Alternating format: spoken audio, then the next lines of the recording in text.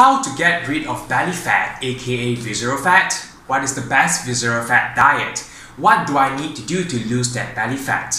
Last week I discussed about what is visceral fat or belly fat, how toxic it can be, and how to measure it.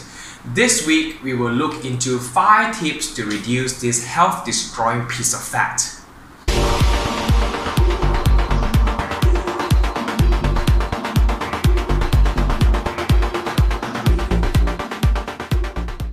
Hi, my name is William and I share science-based evidences on products, claims and effective methods related to health and beauty concerns so you can make an informed buying power. If you are new to my channel, do consider subscribing as I upload a new video every Friday and click on the bell icon to get notified of new videos. When available, links to cited articles are provided in the description below. To recall, visceral fat or belly fat is fat that wraps around your abdominal organs deep inside your body. Carrying too much visceral fat is extremely harmful. It's linked to a higher risk of type 2 diabetes, insulin resistance, heart disease, and even certain cancers. You can't always feel it or see it. In fact, you may be thin or have a pretty flat tummy and still have visceral fat. Today, I will give you 5 tips to lose that fat, and stay to the end of the video for an added bonus. Best sustainable diet is a balanced portion of carbs, proteins, fruits and vegetables. Going low carb will be even better. This diet is an effective way to reduce visceral fat. In fact, many studies have shown that low-carb diets are more effective at reducing visceral fat than a low-fat diet. In an 8-week study including 69 overweight men and women, scientists found that people who followed a low-carb diet lost 10% more visceral fat and 4.4% more total fat than those on a low-fat diet.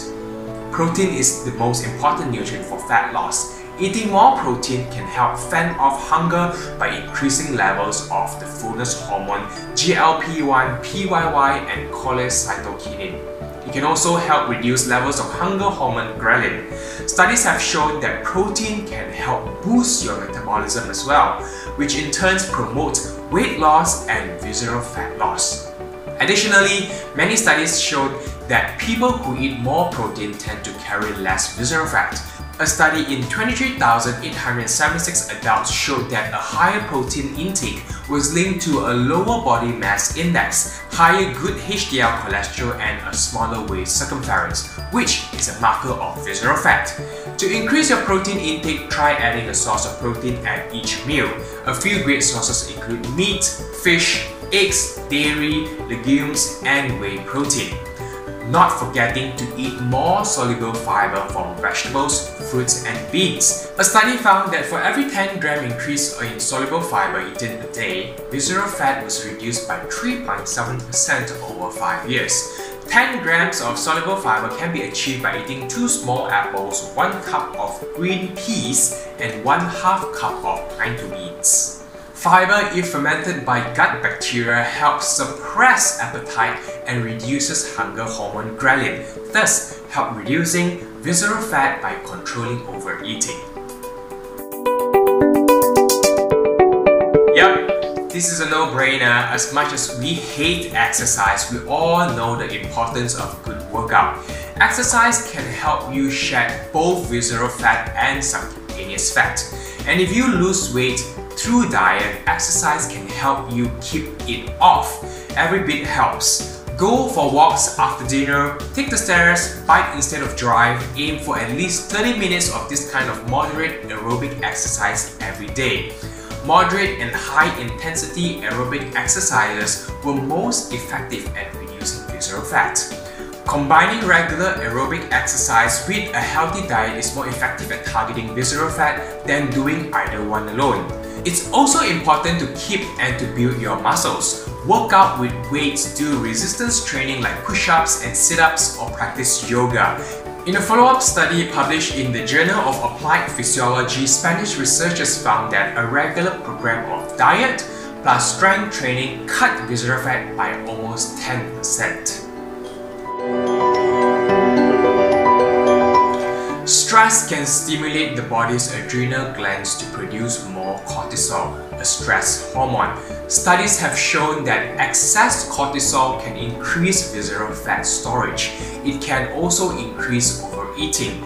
Women who already have large waists in proportion to their hips, which is a marker of visceral fat, tend to produce more cortisol when stressed. Another way to reduce stress is to get plenty of sleep.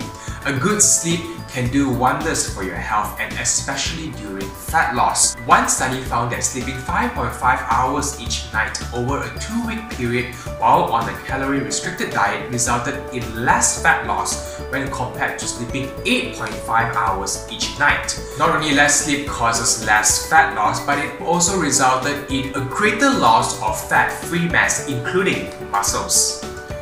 Another study has shown similar results over an 8-week period when sleep was reduced by only 1 hour each night for 5 nights of the week. This result showed that even catch-up sleep at the weekend may not be enough to reverse the negative effects of sleep deprivation while on a calorie-controlled diet. Sleep influences 2 important appetite hormones in our body, leptin and ghrelin.